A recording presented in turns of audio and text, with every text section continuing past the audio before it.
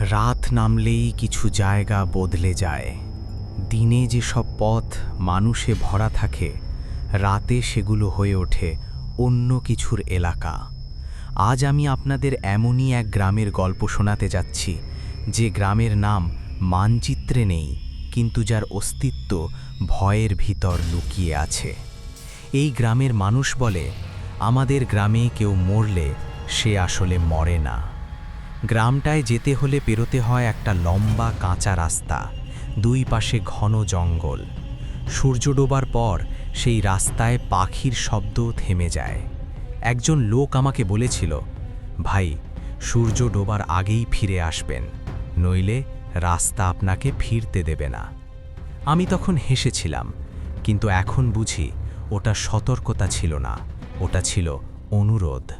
গ্রামে ঢোকেই প্রথম যে বিষয়টা চোখে পড়ে, সব বাড়ির দরজায় লোহার পেরেক মারা। কারণ জিজ্ঞেস করলে কেউ উত্তর দেয় না। কেউ শুধু ফিস করে বলে, ও যেন ঢুকতে না পারে। কিন্তু ওকে এক বুড়ো লোক একদিন রাতে বলেছিল, গ্রামের নাম মুখে আনিস না বাবা, নাম নিলে সে শুনতে পায়। এই কথা বলেই সে চুপ করে গিয়েছিল। চারপাশে তখন অস্বস্তিকর নীরবতা। গ্রামের উত্তর দিকে একটা পুরনো বাড়ি, সবচেয়ে বড় কিন্তু সবচেয়ে ফাঁকা। লোকজন ওই দিকটা এড়িয়ে চলে, কারণ সেখানে থাকে কবিরাজ। কেউ বলে সে মানুষ না, কেউ বলে সে অনেক আগেই মারা গেছে, কিন্তু সবাই মানে সে এখনো কাজ করে। রাতে নাকি তার বাড়ি থেকে আলো জ্বলে, আগুন না, লালচে আলো। আর মাঝে মাঝে শোনা যায় মন্ত্র পড়ার শব্দ, কিন্তু সেই ভাষা এই দুনিয়ার না। এক রাতে গ্রামে একজন মারা গেল। তার নাম ছিল হরিপদ। মজার বিষয় হলো, তার দাফন হয়নি। শ্মশানে নেওয়ার আগেই দেহ উধাও হয়ে যায়। পরদিন সকালে হরিপদকে দেখা গেল বাজারে হাঁটতে। লোকজন চুপ করেছিল, কেউ প্রশ্ন করেনি, কারণ সবাই জানে যে প্রশ্ন করে সে পরের জন। গ্রামের শ্মশান ঘাটটা অদ্ভুত। আগুন ঠিক মতো জ্বলে না, কাঠ শুকনো হলেও নিভে যায়। লোকেরা বলে ওখানে শুধু দেহ পড়ে না, ওখানে আত্মাও বাধা পড়ে। প্রতি অমাবস্যায় কবিরাজ একা একা সেখানে যায়। ফেরার সময় তার ছায়া থাকে না। আমি সেদিন রাতে গ্রাম ছাড়তে চেয়েছিলাম, কিন্তু রাস্তা একই জায়গায় ঘুরে ঘুরে ফিরিয়ে আনছিল।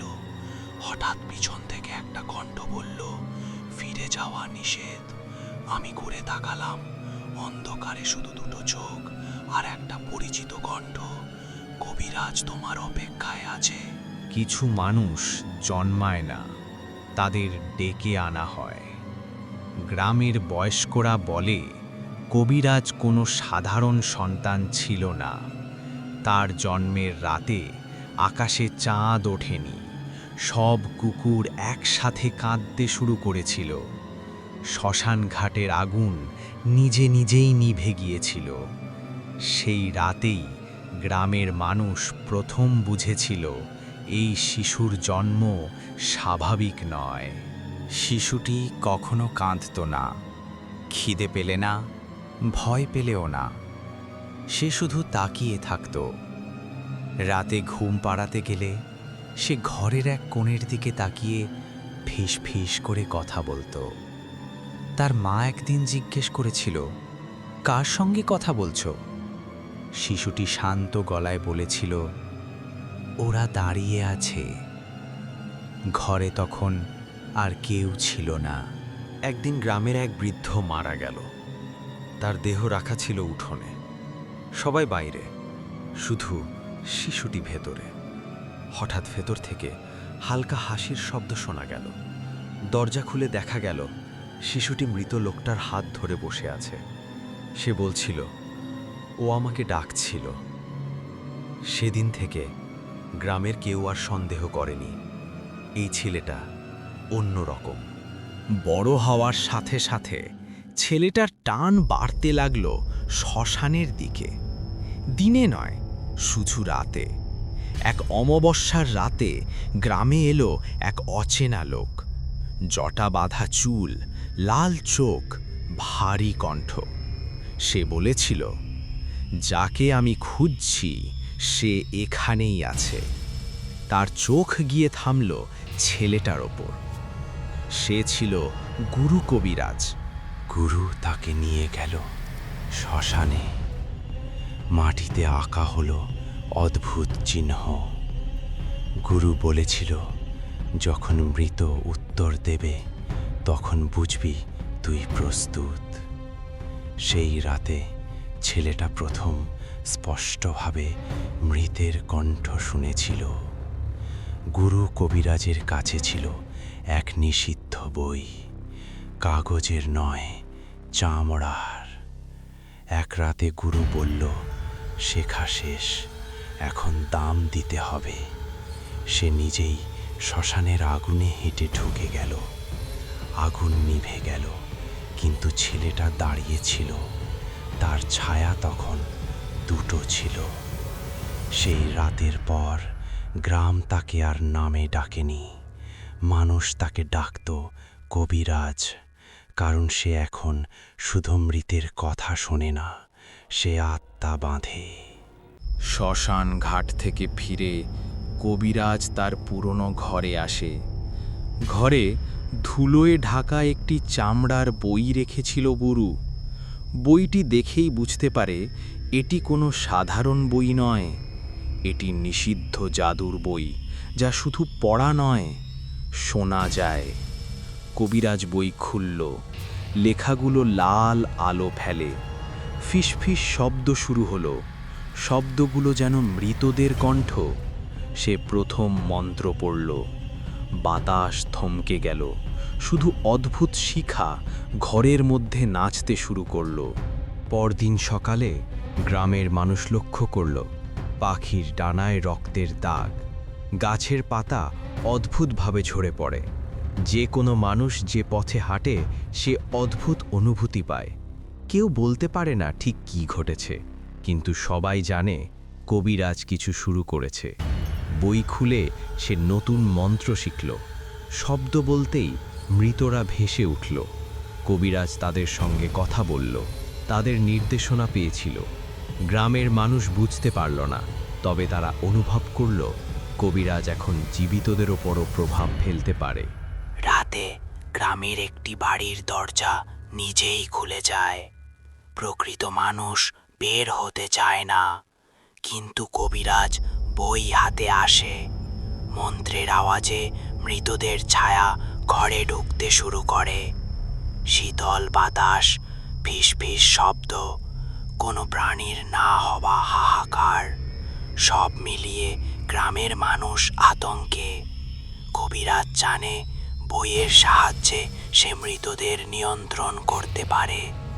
গ্রামের মানুষ ধীরে ধীরে বুঝতে লাগলো কেউ তাকে থামাতে পারবে না। কালো জাদু শুরু হয়েছে, এখন থেকে সবই আমার নিয়ন্ত্রণে। মৃতদের আত্মা ও গ্রামে আতঙ্ক। গ্রামের রাতের অন্ধকার, শীতল বাতাস বইছে।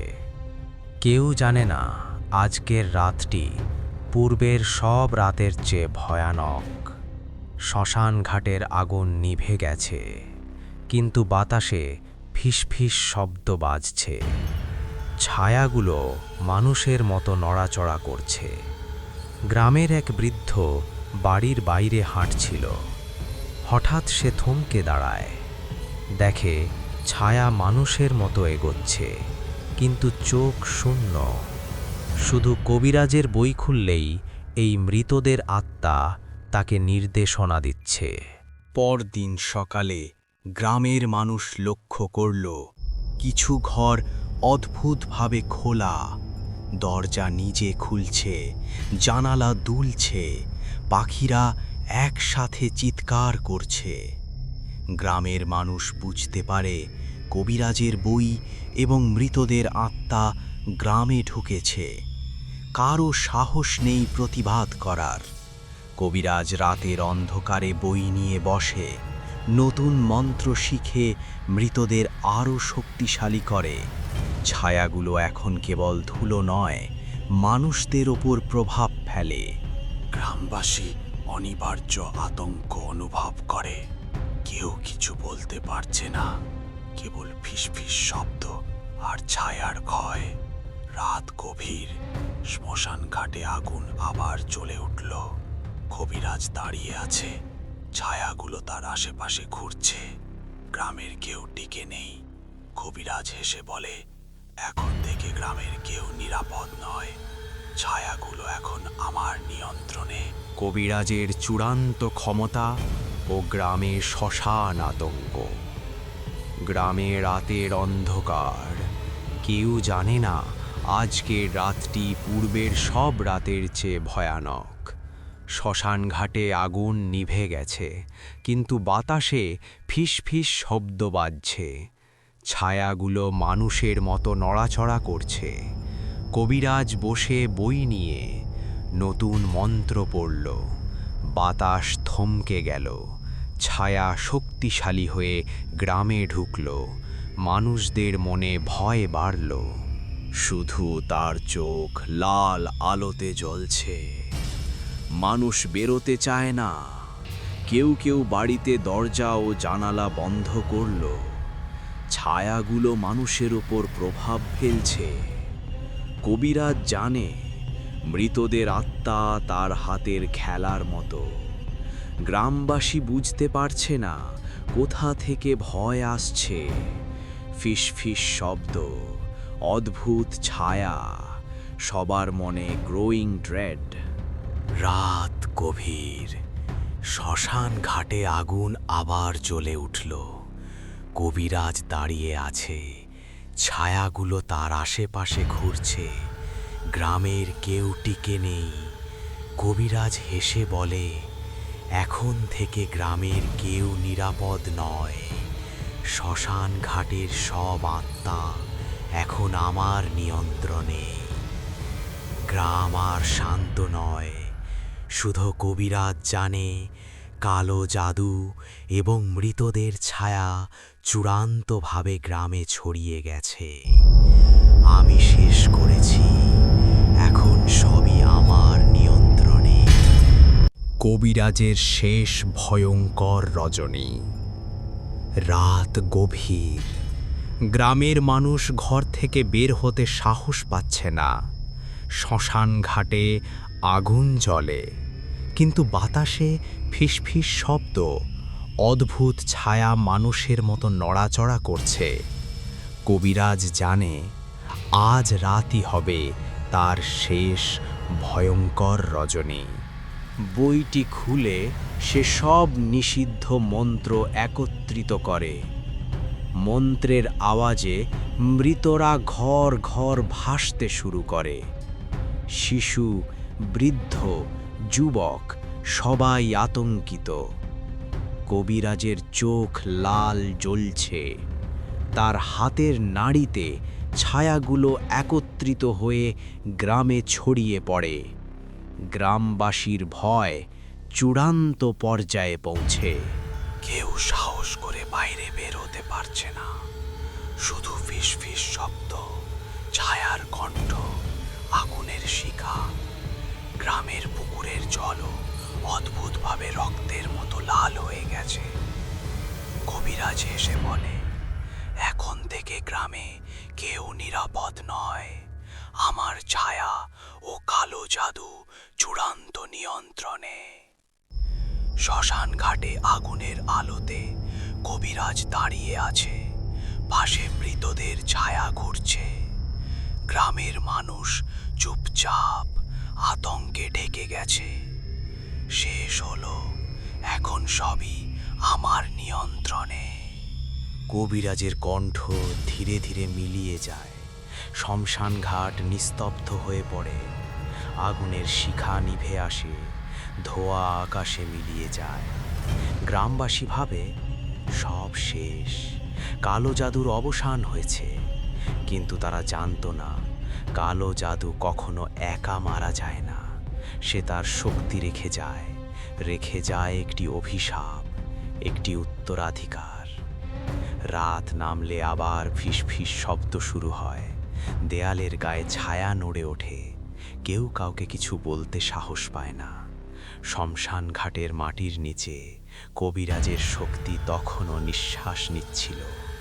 পরদিন ভোরে গ্রামের একেবারে শেষ প্রান্তে একটি শিশুর জন্ম হয়।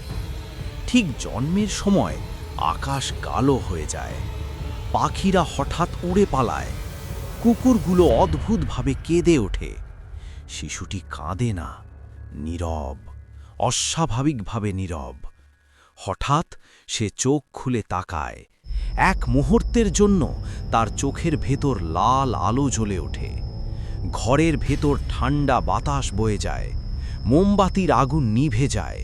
গ্রামের বুড়োরা ফিসফিস করে বলে, এটা সাধারণ শিশু নয়, এটা কবিরাজের ছায়া। রাতে দেখা যায় শিশুটির ঘরের চারপাশে ছায়ারা ভিড় করছে, দেয়াল বেয়ে উঠছে, জানালার পাশে দাঁড়িয়ে তাকিয়ে আছে। মা চিৎকার করে ওঠে, কিন্তু কেউ সাহস করে কাছে আসে না। যে নিষিদ্ধ বইটা কবিরাজ ব্যবহার করত, সবাই ভেবেছিল সেটা আগুনে পুড়ে ছাই হয়ে গেছে। কিন্তু গভীর রাতে এক অচেনা মানুষ শ্মশান ঘাটে বইটা খুঁজে পায়।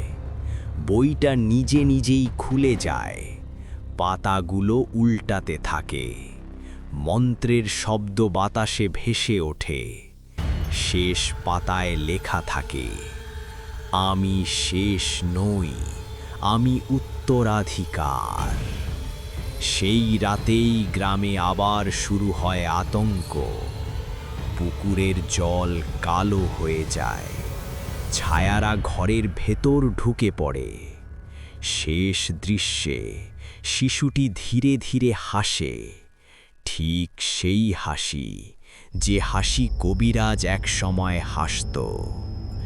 একটি গভীর কণ্ঠ শোনা যায়, আমি শেষ হইনি, আমি ফিরে এসেছি। আলো নিভে যায়, অন্ধকার গ্রামকে গ্রাস করে। সেই রাতের পর গ্রামে আর ভোর ঠিকমতো আসে না। সূর্য ওঠে, কিন্তু আলো থাকে না। চারদিক ধূসর, পাখিরা আর ডাকে না। মানুষের মনে অজানা ভয়, তারা বুঝে যায় কিছু একটা ভয়ঙ্কর ঘটেছে। শিশুটি ধীরে ধীরে বড় হচ্ছে। সে কথা বলে না, কিন্তু তার দৃষ্টি অস্বাভাবিক। যে তার চোখে তাকায় সে রাতে আর ঘুমাতে পারে না। রাতে শিশুটির চারপাশে ছায়ারা দাঁড়িয়ে থাকে, কেউ কাছে যেতে সাহস পায় না। গ্রাম নিঃশব্দে আতঙ্কের মধ্যে ডুবে যায়। একদিন গ্রামের এক বৃদ্ধ পুরনো তাম্রপত্র আর কাগজ বের করে, কুম্পিত কণ্ঠে এসে পড়ে শোনায়, যে কবিরাজ মৃত্যুর আগেও মন্ত্র শেষ করে সে কখনো মরে না, সে ফিরে আসে নিজের উত্তরাধিকারীর শরীরে। এই কথাগুলো শুনে গ্রাম কেঁপে ওঠে। মানুষ বুঝে যায় শিশুটির ভেতরেই কবিরাজ বাস করছে। ভয়ের মধ্যেও কয়েকজন সাহস করে সিদ্ধান্ত নেয়, এবার শেষ চেষ্টা করতে হবে, শিশুটিকে শ্মশানঘাটে নিয়ে যেতে হবে। সেই রাতে ঝড় ওঠে, আকাশ ফেটে বিদ্যুৎ নামে। শ্মশান ঘাটে পৌঁছাতেই আগুন নিজে নিজেই জ্বলে ওঠে। হঠাৎ শিশুটি হেসে ওঠে, তার কণ্ঠ বদলে যায়, ঠিক সেই কণ্ঠ যে কণ্ঠ একসময় কবিরাজের ছিল। সে বলে, আমি তোমাদের পরীক্ষা করছিলাম, এখন আমি সম্পূর্ণ। ছায়ারা এক হয়ে দাঁড়ায়, আগুন নীল রঙের হয়ে ওঠে। ভোর হলে গ্রাম নিস্তব্ধ, শিশুটির কোনো চিহ্ন নেই, শুধু শ্মশান ঘাটে পোড়া মাটি, আর বাতাসে ভেসে আসে একটি ফিসফিস, শেষ নয়, এখনো নয়। ভোর আসে, কিন্তু আলো আসে না। গ্রামটা যেন নিজের ছায়ায় আটকে গেছে। ঘরগুলো দাঁড়িয়ে আছে, কিন্তু জানালায় কেউ তাকায় না। পথে হাঁটার শব্দ নেই, শুধু বাতাসে একটানা ফিসফিস। কথা নয়, যেন স্মৃতি। লোকজন বুঝে যায় এটা আর শুধু ভয় নয়, এটা কবিরাজের অবশিষ্ট শক্তি। শ্মশান ঘাটের দিক থেকে রোজ রাতে নীলচে আলো দেখা যায়। আগুন নেই, তবু আলো। ধোঁয়া নেই, তবু গন্ধ। গ্রাম জানে শেষ অধ্যায় শুরু হয়ে গেছে। গ্রামের সবচেয়ে বয়স্ক মানুষটি একদিন বলে ওঠে, কবিরাজকে থামাতে হলে তার শক্তির উৎস ভাঙতে হবে। সে জানায় এক পুরনো কথা, কবিরাজ তার আত্মা বেঁধেছিল 3টি জিনিসে: নিষিদ্ধ বই, শ্মশানঘাটের আগুন, আর মানুষের ভয়।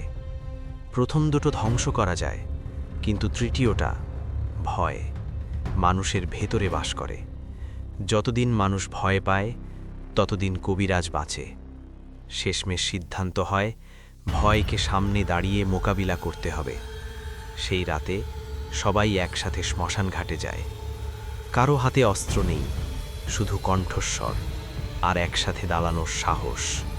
শ্মশান ঘাট পৌঁছতেই আকাশ কালো হয়ে যায়, বাতাস থেমে যায়, নীল আলো জ্বলে ওঠে, ছায়াগুলো একত্রিত হয়, আর তারপর কবিরাজ।